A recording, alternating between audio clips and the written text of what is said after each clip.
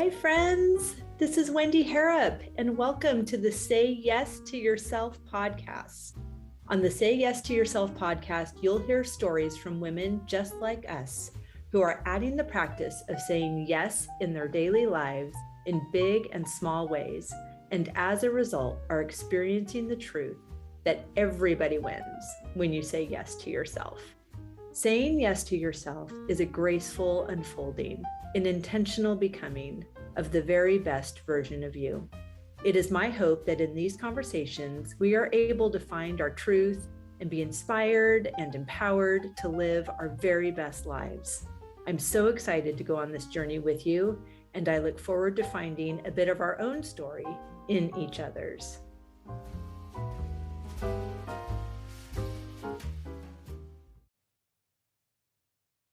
Hello, friends. Welcome back to the podcast. I'm so happy you're here and so grateful for you. Thank you. I also just want to thank you for those that are writing reviews, that are sending me love notes through Instagram or texting me or emailing me, how this podcast is affecting your day and impacting your life. I'm so touched and so honored and so appreciative of you and of this dialogue that we have. And I want to know what you like. I want to know what your takeaways are. I want to know if there's a guest you want to hear from or a topic you'd love for us to explore, or if you want to know something more about something I'm doing that you have a question about. I'm thrilled just to keep this dialogue open. If there's a way that you're saying yes to yourself that is really feeling in alignment for you and you want to get the word out on that, let me hook you up, girl. Let's have a conversation. I'm excited. I want to celebrate you. I want to share what you're up to with this beautiful community of like-minded humans that are just here for good, big, expansive things. You are in the right place, and I'm so happy that you're here. And I want to thank you as well. I recently learned that based on our number of downloads, which is, I think, sorry, I should have paid attention to this before I just started talking, but I think it's like 35 or 36,000 downloads, which is amazing. And the number of episodes, because of all these fabulous women that I'm meeting that are agreeing to say yes to themselves and be on the podcast, that we are ranked in the top 2.5% of all podcasts. That's where we insert mind blown emoji here. That is amazing. So thank you. Obviously, I'm not in the top 2.5% of anything if I'm talking to myself. So this is really just a reflection of you and your appreciation and your consistency and commitment to supporting this podcast. And I really appreciate you. And I appreciate the many fabulous women, 3 of them, that have produced this podcast over the past years, KB and Christine Santos, and now Shandon Warner. I'm just so grateful for everyone that has made this one of the most fun and fabulous of all the fun and fabulous things I do a reality. And of course, that is also in large part thanks to my guests. And today's guest is no different. We have Kathryn Garland on the podcast today, and she is such a delightful woman. She is a farmer. She lives in the mountains of British Columbia with her husband and 4 children, whom she homeschools and does all the things. And she is also a podcast host. Her podcast is called Homespun: Create the Life You Crave. Her podcast is an exploration of all the ways we create the best home life we can. We look at home as the central focus for ourselves and our families and how we can use it to foster safety and health for our family.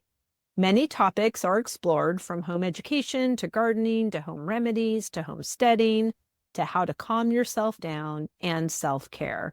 She has a weekly podcast, and I invite you to follow along. And if you do so, you will very soon hear the episode that she and I did together on her podcast as well. So without any further ado, put your work gloves on or start folding that laundry or going for your walk or whatever amazing place you are driving to. And just to be ready to hear what nugget is meant directly for you during my conversation with my friend, Kathryn Garland. Sweet Kathryn, I am so excited to have this conversation with you. Thank you for getting up in the wee hours of the morning, and instead of just holding on to that beautiful quiet time for yourself, I really appreciate that you are choosing to share it with me. Thanks for being here. Thank you so much, Wendy. It's going to be worth it. I know it. I'm excited to be here. Oh, thank you. I loved our conversation that we had a few weeks ago. Listeners, I had the joy and pleasure of being on Kathryn's podcast. And you know, when you meet somebody and you just have these deep, rich, fabulous, expansive conversations, and then you get off the call and you realize, I never met that woman before. But it's just so beautiful, and this gorgeous reminder that we're all one. And when we meet our people, that feeling is real and trustworthy because it is an energetic match, a vibrational match of who we are in this moment. And it was just a divine appointment.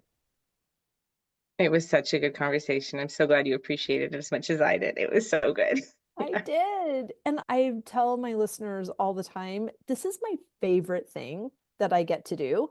And I am only available for what delights me. So my day is only filled with dreamy, fabulous things. And of all the dreamy, fabulous things, this is the thing that I feel so filled up getting into the conversation and so filled up at the end of the conversation. It's just a beautiful exchange. I can relate to that so much. Having a good conversation with a fabulous person can set me up for the whole day. Like, it's just such a great way to connect and to focus. I don't know, there's something about it that brings me into focus and just like fills me up too. Right? I Yeah. love that. I mean, and do you think it has anything to do with just the daily demands? I mean, you have a family and a farm and homeschooling and all sorts of things that are, um, I almost said a constant drain. That's not what I mean. A constant invitation to focus your energy in the direction of something that is away from you and do these conversations that feel in alignment are, although you're focusing on another human, you're feeling so seen and heard in that process as well. It's the wrong word as well, but the word that keeps coming to mind is this is my selfish piece of the day. This is the part of the day where I'm getting to do like what I feel passionate about. I love talking to people about real things. I don't want to talk necessarily about, the weather or what have you, but I Right. love getting into a real conversation with interesting people. So this for me is the selfish part of my day when I get to have it, where, it's mostly quiet, not always. Sometimes people creep in, but it's mostly quiet, and I get to just focus on a conversation or a topic that I'm interested in, that makes me feel joy. And I think that's what it is for me, is there's so much of my day that's centered around other people's needs. And as much as it's what I want and it fills me up and it's beautiful and amazing and I love it, it's still focusing on other people's needs. A conversation like this isn't focusing on anyone's needs. We're just getting into it. Right. And I think that, you said two things that really stood out to me. Number one, that we're not focusing on anyone else's needs. I think what's happening is we are focusing on our own needs. And often we consider that nobody. And when we do, it feels so unpracticed that we put the other thing that you said, we say it's selfish as if that's bad. And I am feeling really compelled to redefine some words that are just no longer serving me or my desire for the future and my desire for the environment that I'm raising a young girl into. We had a conversation that my mom is listening, and she might find this incredibly disturbing and shocking. But Amelia and I had a conversation on the way to school a few days ago about quote unquote bad words and the 4-letter ones that we don't say. And I said something, I think I said, oh, I was pointing, and she said, Mom, are you pointing with the finger that means the F word? It's like, say more, please. She goes, did you know there's a finger that means the F word? I was like, no, my fingers mean I hold on to a shovel and work in a garden, which I delight. My fingers mean I make food for my favorite human on the planet, which is you. My fingers mean I do lovely things, and just to be able to deconstruct what things have meaning, what things don't, what things have power, and what things don't. And where do we assign power that is just a habit? So I told her, I was like, do you even know what the F word is? And she said no. And I said it, and I can't believe it because can probably count the number of times that I said it. And I am using these opportunities to say, sometimes that word just feels good to say because you're really that upset, or sometimes it feels like it's the only word. Some people use it as an adjective. Some people, it's just a word. But I'm going to tell you, there are some worse words like selfish, like hearing that you're selfish, doing something that takes care of yourself. That word is going to do so much more damage than the F word. And I feel like there's just this dismantling. Now I'm soapboxing. Sorry. Maybe No, that's it's why I good. like having a podcast. No one's editing me, which is the other thing. It's like there's this censoring of, you have a podcast, and the rules say if you say a bad word, again, a bad word, you have to put an E for explicit on your podcast. Well, I don't know about you, but I listened to Glennon Doyle's podcast, We Can Do Hard Things, and they use the F word like an adjective, and there is no E on her podcast. And I've decided that I am not going to censor myself. I'm not going to censor my guests. And if the podcast police want to come after me because somebody said bullshit, or, in talking about some limiting belief that is no longer serving them, then come after me, please. And let's make it public. Let's get more eyes on my podcast. I don't care.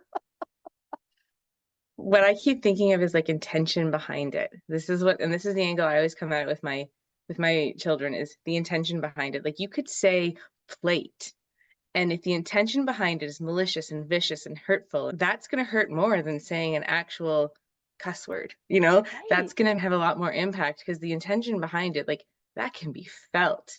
It doesn't matter what the word is. There are some words that I'd prefer you not to say because they have a general intention behind them. There's some Right. things I'd prefer you to, know what they mean and just put them in your back pocket so you don't, not to necessarily go there. And if the intention behind it is intense and cruel, Mm-hmm. it doesn't matter what you're choosing. It could be complete gibberish syllables and it still is going to sting. and the intention matters so much more. So like if you're using a word as an adjective, I mean, I feel like I choose another word, but Right. it's not, you're not hurting someone and you're not aiming to hurt someone. And that matters so much more. I agree. I agree. I'm so happy that we are raising children. Yeah. Right? It's beautiful. And we're not the only ones, obviously. There are No. so many conscious parents and Mhm. people living in intention and with intention that have this beautiful opportunity and responsibility of instilling good habits and good reasons for the good habits, not we don't talk like that or we don't say those things, or it's like I want to know why. I want to, we were talking before we hit record, just entering each day with curiosity of wonder what's going to happen today. And back to what you said with intention, that sentence can be really thrilling, and it can also be really daunting if you are expecting things to not go your way. You can say that same sentence, well, I wonder what's going to happen today. And you get what you look for. And it's so true. You get what you look for. I love that because I mean, like you said, we homeschool, and I have one who is not a fan of math. And I wouldn't say we unschool, but we life school more than anything, with the Right. exception of math and language arts. I just feel like those are two things that if you don't put some intention behind it, aren't going to get picked up. It's easier to pick up science or easier to pick up art or what have you, to a point. But we battle over math, my one child and I. And it's a unique battle because it's usually me saying, let's put it away. You're going to learn Mm. nothing because you're too heightened. This is like, you're going to learn nothing right now. You're too frustrated. And then him saying, no, I've got to finish this. I've got to, like, we don't got to finish this. Like, it's time to shelve it for even just an hour. And I heard a thing recently. I can't even remember where I heard it, so I can't give it credit. But I heard someone say, they had a toddler and they were saying, all I need to do is last 1 minute longer in a tantrum. If they can last 30 minutes, I can last Mm. 31 minutes. I've got 30 years on them. If they can last 6 minutes, I can last 61 minutes. And I was trying to embody that yesterday when he was losing his mind. And I know it worked when he looked at me and said, I hate that you're so calm right now, Mom. I just don't want you to be calm anymore. And I was like, ooh, okay, I've got this. I've got this. I can do it. And it's just those little nudges that make all the difference. Because I do. Sometimes I get flooded and triggered, and I'm just like, dude, we've got to, and I get a little sharper than I'd like to. But I can last one more minute than him is all Right? I needed to embody. Like I can do one, all I need is one more minute. Oh my gosh, I love that. And what a beautiful life skill you are imparting to your children. Because sometimes when we get mad or we're in some sort of trigger, we're frustrated, and somebody else, an adult, a teacher, a parent, whomever, tells us that's enough. I don't want to hear another word. And so you're forced as the child to learn how to shut that down, internalize it, shove it down. And so then in your mind, it is associated with something that is very big, that shall not be spoken about. And whew, it's going to be so dangerous when it actually comes out. What happens when you can play the tape out? You can give it your attention and it will peak and then it will wane.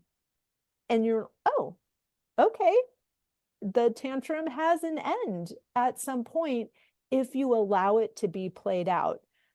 Of course, if you're in the grocery store, like I get, I get it. I've had one of those moments with Amelia. We were in the mall and she wanted to play in the little playground at the mall, and it was time for us to go. And she was not having it. And she started screaming. And I picked her up and I'm walking. And of course, we parked so far away. So I'm walking through this mall with this child who's Chinese and I'm not, and she's screaming, no, no, no. So there was a person that had some special needs that asked me, is that your child? I was like, yes. Yes, it is. Thank you, for asking the question that maybe some other people in here are wondering. But believe me, if I'm going to take a kid, it's going to be a quiet one, not this one. But I had some moms look at me and saying, oh, it gets better. And then I had a mom say, it gets worse. I mean, I had so many opportunities for conversation because we were parked so far away. She was taking my glasses off and throwing them. So I was trying to hold on to her, locate my glasses without glasses, pick them up, walk through the mall. I've got the bags. It's like, oh my gosh. And I struggled with her to get her in her car seat. When we finally got to the car, I sat down in the front and I just started weeping because I was just like, oh my, I prayed for this for 24 years. What is happening? Like I just started weeping. And as soon as I started weeping, she stopped crying and she said, it's okay, Mama. I'm right here. And I was like, oh, I am incredibly aware of your presence. Thank you very much. But it was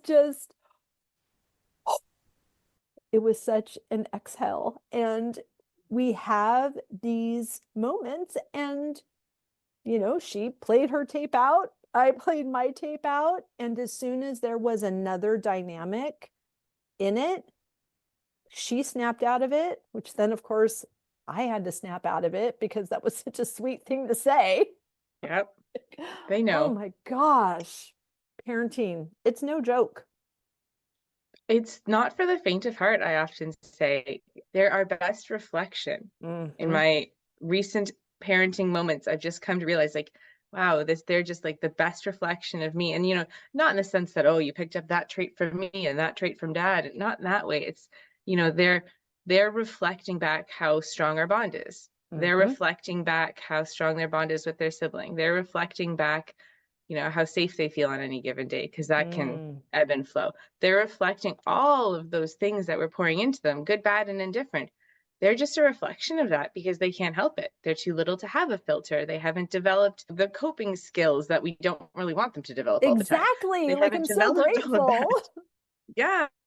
So they're just this beautiful reflection of moments we can do better, is what I'm thinking. It's not what I mean, because I'm not saying we're not doing a great job to begin with, but everything's a growing opportunity, and parenthood is a growing opportunity on the most powerful steroids in the entire universe. Totally. I could not agree more. And I think that that same curiosity that we're bringing to what their experience is day to day, we can bring to our own experience. I'll tell Amelia often if I've, made a decision or said something and then I reflect on it, like, actually, I know I said no to that, but I can't think of a really good reason why saying no. And so I'm just going to ask for a do-over and let you know that this is my first time parenting on May 10th of 2024, and this is your first time of being a kid on May 10th of 2024. So it's okay if we don't know how to do this already, but we're learning together. I love that you said you ask for do-overs, because I think that was one thing that our generation, I'm just gonna Yeah. be bold and make a sweeping statement here, but our Yeah. generation missed. Like, I know that I don't, if I was told I was grounded for a month, I was grounded for a month, come hell or high Mm-hmm. water. Yep. Same. If I was told, you're not going to that birthday party for no good reason because, my parent was tired that day, I wasn't going to that birthday Yep. party. Whereas I feel like I try really hard not to make snap decisions, Yeah. and I'm human and I do make them sometimes. And I am sorry. I didn't do that right. Mm-hmm. I don't have a good reason for it. if you'd like to ask again, we can talk it out, Yeah. because it doesn't make sense to just let our emotions flood and it just be law. We're human, we're growing, and it's such a good lesson for them to see, oh, it's okay to change your mind. Oh, it's okay to Right. like think about things deeper. And sometimes it's the balance then of sometimes it's not going to be a do-over. Sometimes you have to hear and accept the no. Right. And we can still talk about it, and my answer is not going to change. And we can talk Right. about it again, and it's still no. Right. Right. And we get to, instead of this is a hill I'm dying on, it's an idea to reflect and say, is this a hill? Do I want to die?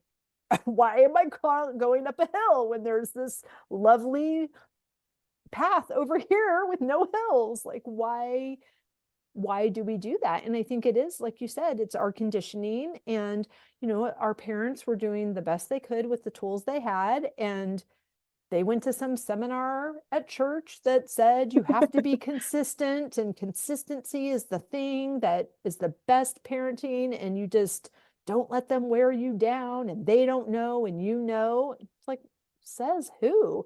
Consistency is essential, but not consistency in the way it seemed to have been internalized, right? Like, consistency of I know both my parents are going to be home every night to tuck me into bed with few exceptions. That's Mm-hmm. a consistency kids need. Kids don't need you to get mad and yell and say no and it'd be done, right? Consistency was misinterpreted, I think. Right. Yeah. Through whatever filter they Yeah. defined consistency as.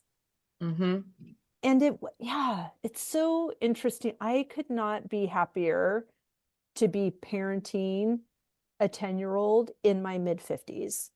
Now, when I decided at 25 that I was ready to get pregnant, and then that did not happen, I didn't think that there was a good idea behind that. I didn't think there was a plan. I thought God was not paying attention, but yet I knew he wasn't mean. So there was a lot of conflicting thoughts going on. But I'm so grateful for the time that it is. And I know that I know that I know that I am supposed to be her mother specifically, and for the hopes and dreams and talents and creativity and magic that is in her, and the spotlight that I want to shine on that. And she's so brilliant and good at things that are not in my wheelhouse. Oh, So I don't try to direct how that should go. For example, if she wants to cook with me, I have some preferences as the person who cleans up the kitchen of how I want this to be done, and how I like my utensils to be used, and like that's my space. And I clearly have a little bit too much possessiveness about it. But if she's sewing or sketching or painting, I have zero input of a better way, in my estimation. And I get out of her way and she soars. And so seeing that and realizing, ooh, actually, if I just create an on ramp for her to go where her delight and desire wants to take her, we are both going to have a more enjoyable experience. and it's so fun to watch them take those experiences and thrive and run with them, and they'll end up somewhere you never thought they'd end up. And like I have four, and I mean they couldn't be more different, and I'm sure every parent of more than one child says they couldn't be more different. I think that's one of my favorite things about homeschooling is because they're not sitting in a desk for much of their day at all. We do a lot of outdoor living. I mean, between the fact that we live in a place in the world, like we're in the mountains in British Columbia, very few people are indoor people in this area. And then we have all the animals, and then we have all the things going on. And like I was raised in the city and I'm just was not an adventurous kid. Mm-hmm. And even just the little difference of them being out here and just like how comfortable they have been at, from a very young age, swinging a hatchet to split wood or climb a tree to pick that apple that I would have just looked at longingly because I wouldn't have climbed the tree, or you know, how they identify plants and pull them out and just chew on roots. Whereas like, I'm still like, are you sure? Are you 100% sure? Like 100% sure that is sarsaparilla? Like 100%? But I Right. never stopped them because I know that they wouldn't do it if they weren't sure. But like, I can't bring myself to chew it with them because I'm like, are you sure? Are you sure?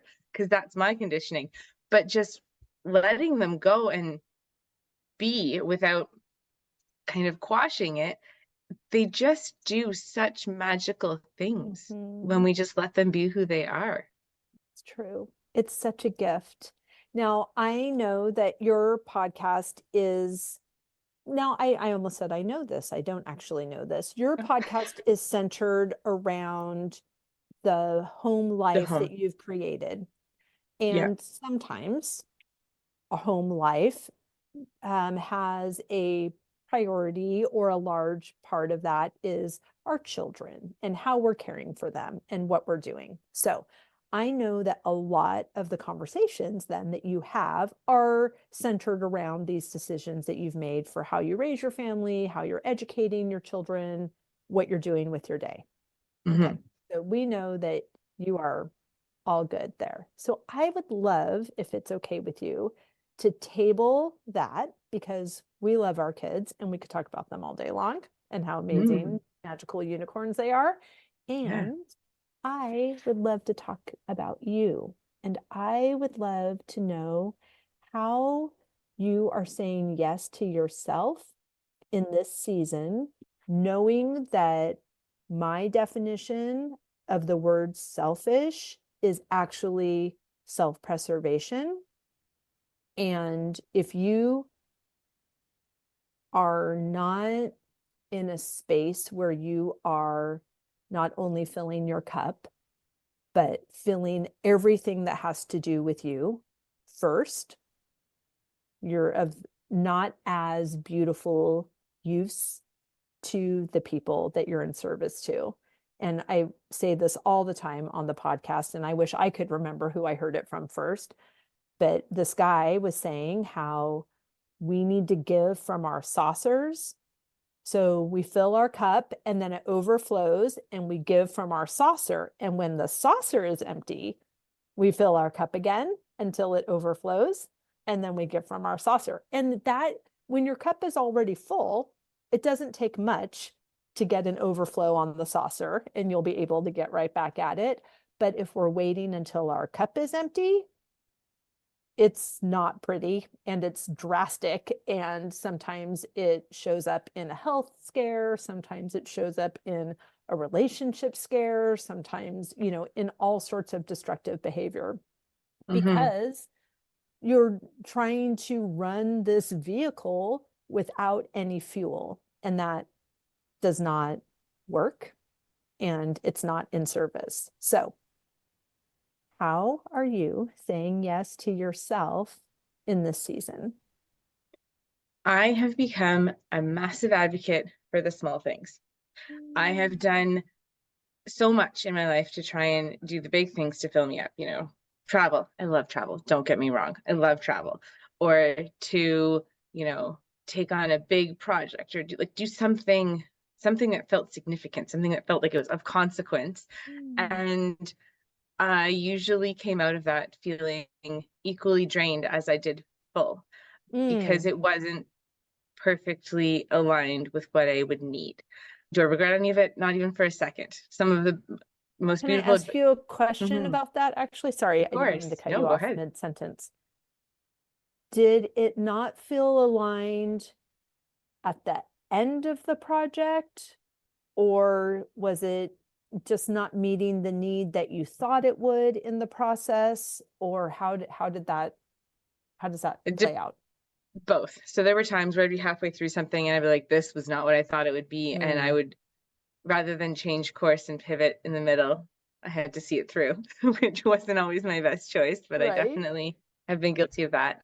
And sometimes it would just be upon reflection. It felt good. And then it would end and it would, you know, when something ends and you feel that void, but it Mhm. wasn't a void of missing it, wishing it hadn't ended. It was like this, like, it almost was like it created a void because it wasn't Mm. good for me. It didn't fill me up. I thought it would fill me Oh. up. And at the end, it wasn't the, oh, I wish that I was still having that amazing conversation. Or, oh, that course was so good. I wish it was like, 10 weeks longer, it was like this, ugh, like I'm just depleted. As much as I enjoyed the content, it wasn't what I thought it would be, and it left me more empty than full. Wow, what a beautiful awareness.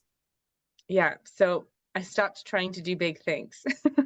And in this season right now, like I've come to realize that it's the small things for me that make the biggest difference. Mm. So I love to read, and I'm tired at the times of the day when it's quiet, right? Like first thing, I actually don't know what it is, but first thing in the morning, I get like a headache if I read first thing in the morning. So I don't do Interesting. that.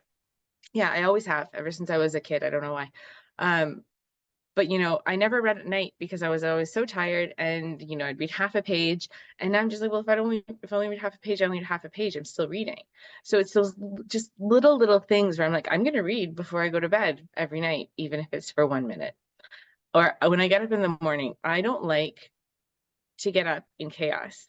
Mm. And I never, ever, ever understood those people that I used to work with who would get up at 5 a.m. just so that they're up before their kids. Like I was like, that's wild. Like as much sleep as possible, please.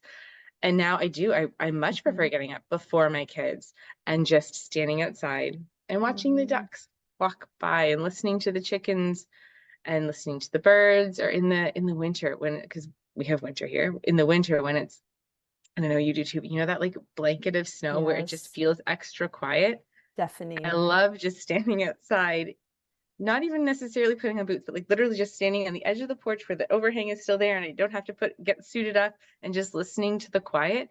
Like there is something about just being outside first thing in the morning that Mhm. feels so, it makes me feel so full. Even if I'm only out there for a minute or two, it just makes me feel so full. Um, and I like to have quiet in the middle of the day. So it's a leave me alone time.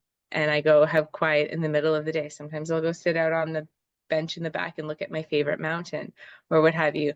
But it's just, I find that the little things are the best way for me to say yes to myself right now, for many reasons. I can fit them in. No matter Mhm. what my day entails, I can find a couple of minutes for all of these things. And big things create this expectation in me of myself. Like Mm. when I do something big, I create an expectation in myself of insert thing here. I'm supposed to do this magical thing with this thing that I just learned, or I'm supposed to, I feel like when I do a big thing, I don't just do it for the sake of doing it. I Mhm. create this like need and frenzy almost in myself of what I'm supposed to do and where I'm supposed to go and what should come next. And I don't like that. So it took me a lot of years to realize the big things are not always for me. Big things are still fun, big things still happen, but I don't try and force big things anymore. I just am Mm. like, slow, simple, and steady is what is the best way for me to honor and value my own needs. Mm. I love that. Thank you for that. That's so beautiful. And I love that you have that awareness and that it feels good in your body to identify that and to make shifts and to course correct Hmm. in what is working for you. And you can also celebrate in other people their big things. Well, and I mean, I love learning. I guess this is the other thing that's always I love learning. I love learning. I can never get like I feel like I just want to be the biggest sponge, just like Mhm. absorbing all the things, but all the things. The hungry And head of the dragon right, just like just tell wants me more more, and give me more. more, fill Yep, me up more. same. And Of what I'm interested in. exactly, Yeah. I don't that's need to just learn it. something I don't care about. I'm not interested in that. Nope. But even a good topic from the right angle, right? Like I have no Mhm. interest in economics whatsoever. And someone just loaned me a book called Sacred Economics, and I can't think of Ooh. the author right now to tell you. But it's about like a gifting economy and how the economy evolved and changed and shifted over time from a gifting economy to this money-based economy versus, there's some cultures around the world where they'll just like a bracelet will go from person to person to person to person through the islands of this like these communities, and that's the trade, and you don't need anything back because right Mm. now I don't need anything, so I'm just giving this to you. And Oh my eventually, the assumption is gosh. eventually whatever I need will come back around, not from you, from that person over there who I have no connection to, because it's just this the the feeling of abundance, That gives me right? So chills. it's such a beautiful book. I'll take a picture of it and send it to you later. Yes, we'll link it in the show notes too. Yeah, and I just, the right angle for any topic will fill me up because I have Right. no interest in economics whatsoever in general, but this book is just filling me up and fascinating me. So it's like I love learning without pressure. Like I want to read a book. I Mhm. want to listen to a podcast. I'll do the odd course here and there, but I can't courses. I find sometimes it gets to be too much because Mhm. there's a schedule and there's expectations. Right, But and homework. Ugh, I'm not right, like I available. can listen to a podcast or read a book on my own, and then if that interests me, then I can go further rather than Mhm. feeling like I'm supposed to or have to go further because I took a course. Right. You Well, know, and our lives are full of duties and responsibilities. Besides your four children and your husband, you have animals and land and plant matter that requires your attention. I don't know. Do you also have a sourdough starter? two. I'm, ugh, Why do I I have am two? like, Why? I'm done. If you are really my friend, you will not give me a house plant or sourdough because I I also have a SCOBY hotel because I don't even know what that is. SCOBY for making kombucha, but like I Okay. call it my SCOBY hotel because I have this like giant like 2 gallon jar Mother. of they just keep growing. The Oh my scobies, they just gosh. keep growing because I keep not making the kombucha. Right. So I I call it my can't. SCOBY hotel at this point. Yeah. I can't. I can't. I don't need to be bossed around by produce, by another small animal, anything that is requiring my attention for its survival. There's just not space right now. Mhm. So I think that's my current opposition to any course that has homework. Like I Yes. want, it's even my opposition to recording videos. I'll have my team members or clients or people will just say, "Oh my gosh, you should have cooking classes. You should record when you're doing that." Like I am not available to learn how to edit video. So if someone's listening and they want to edit my videos, you're hired. But that's why I love an Instagram live. It's like, okay, when it's happening, my hair looks like I just got off the lawnmower because I just got off the lawnmower, but we've harvested these violets so I could mow, and now we need to make simple syrup out of it. And so here we go. And then when the live is done, I hit end and it is done. And it's out there. And so I want to be fully present.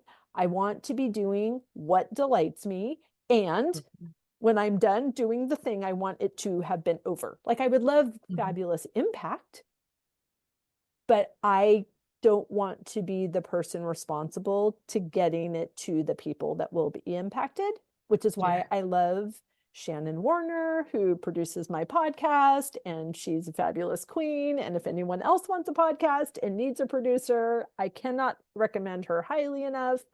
I have never produced my own podcast because I want to have the conversation and be loving it and find the guests and get the calendar, all those things I can do. And then as soon as I say goodbye to you, I want to record the intro and then be done. And then in a few weeks on a Wednesday morning, I'm in my car and I see there's a new podcast and then I listen to it and I think that's magic. It is magic. Yeah. And that's just it, finding the ways that it fills us up the most without causing that drain. Right. Mhm. Yeah. Right. What are you trading for this desire now for your current yes to yourself, for saying yes to these moments, these smaller moments? Every time we're adding a habit, or every time we say yes to something, we're saying no to something else. So, what do you feel like you are completed with and done with? I mean, you mentioned the big things, so maybe that does answer that question. But is there anything that you feel like you are transitioning into that is just feeling aligned and good for you?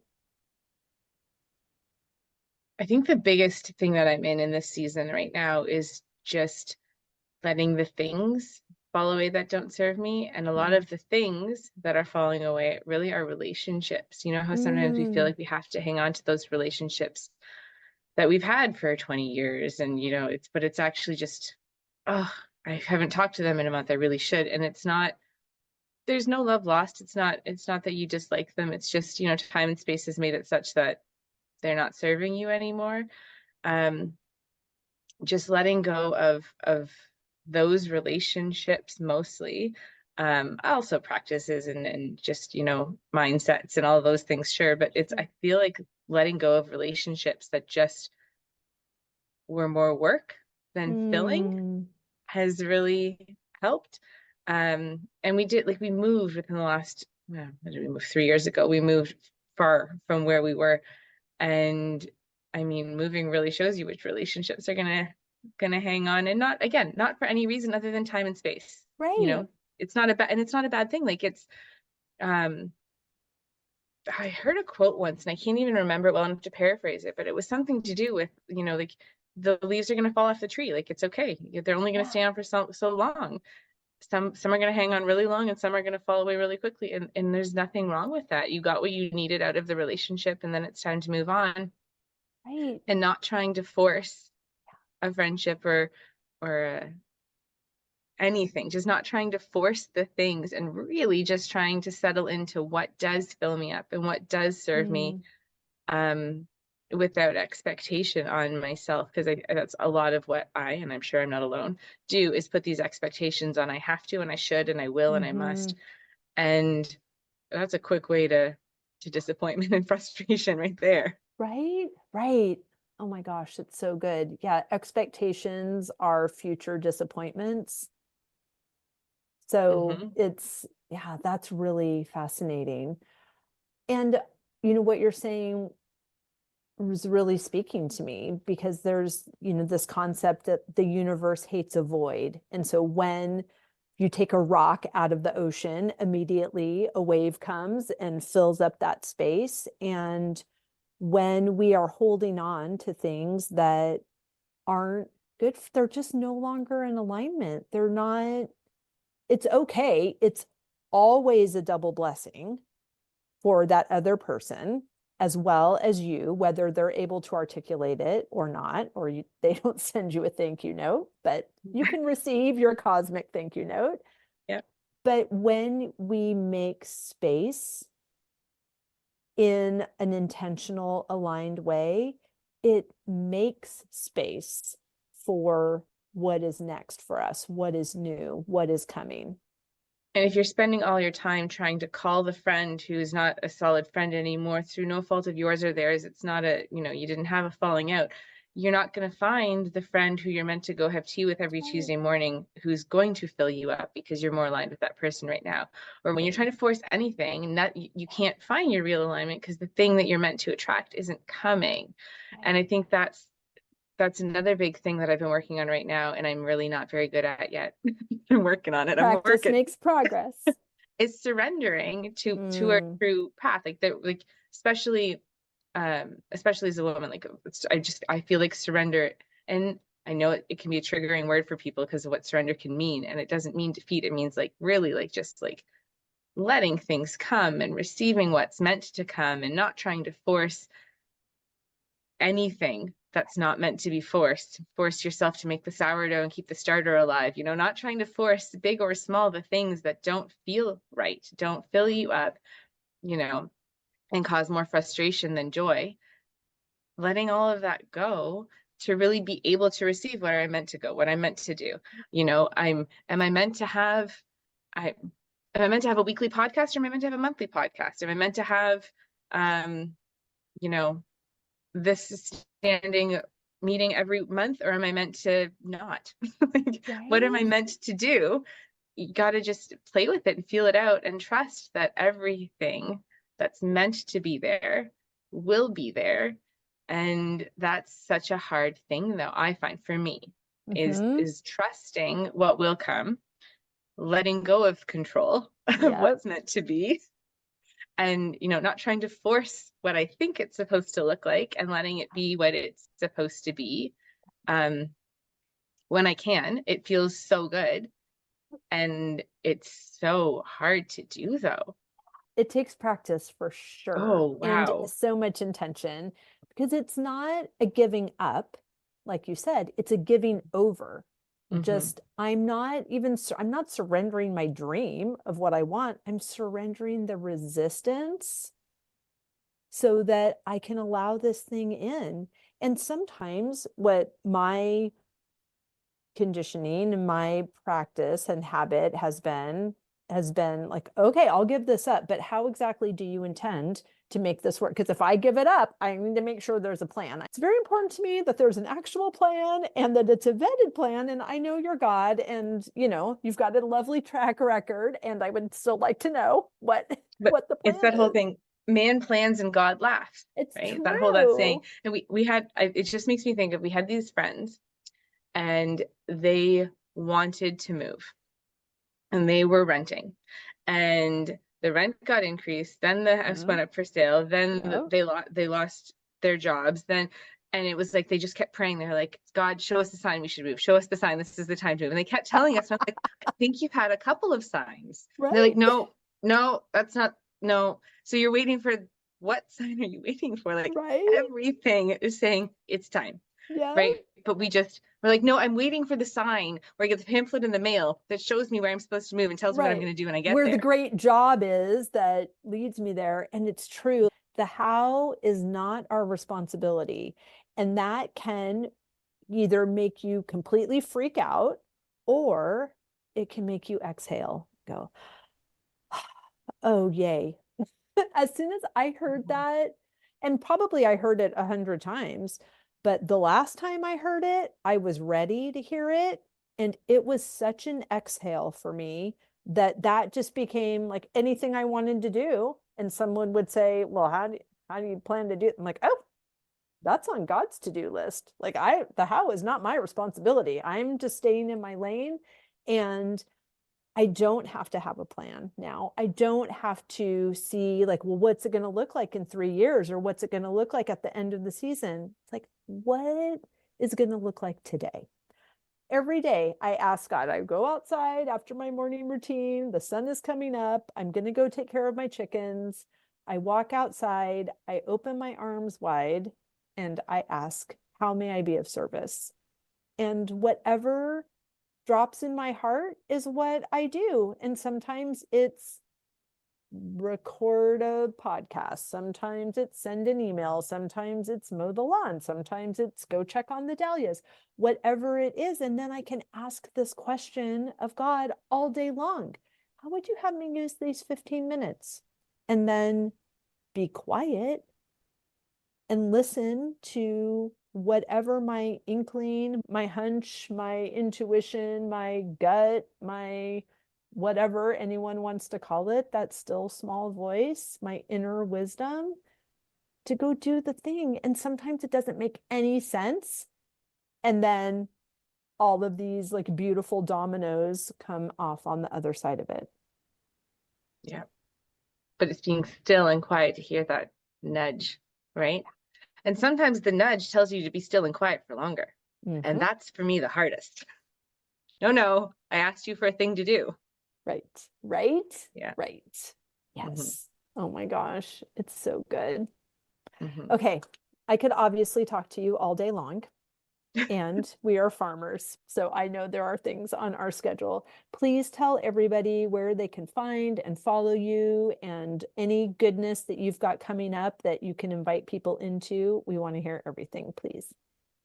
Yeah. Right now I am in just podcast land, just having all the fun conversations, and mom land.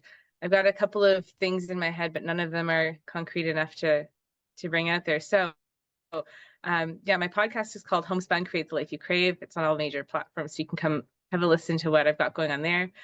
Find me on Instagram at homespun.kathryn. I'm not the most active on social media, but I'm there. And then my Facebook is just Kathryn Garland. Some things will pop up there too. Because right now I'm just in mom, farm, and heal myself land. So That's a that's what I've beautiful got going place on. to be. And Yeah. if you ever want to exercise sharing that big next dream that's in your heart, I am always eager to hear it and cheer you on. Thank you. You're Thank you. welcome. Thank you so much. I loved this conversation. Thank you, Wendy.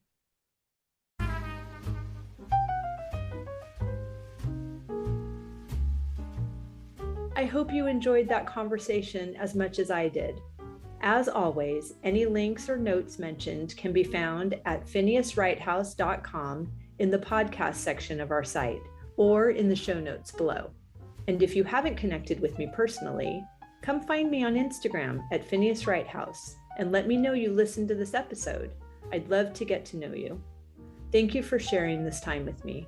I know your days are full, and I'm really grateful that you chose to spend some of your precious time right here. Be sure to subscribe to the podcast so you don't miss any of these delightful conversations. I'll see you next week.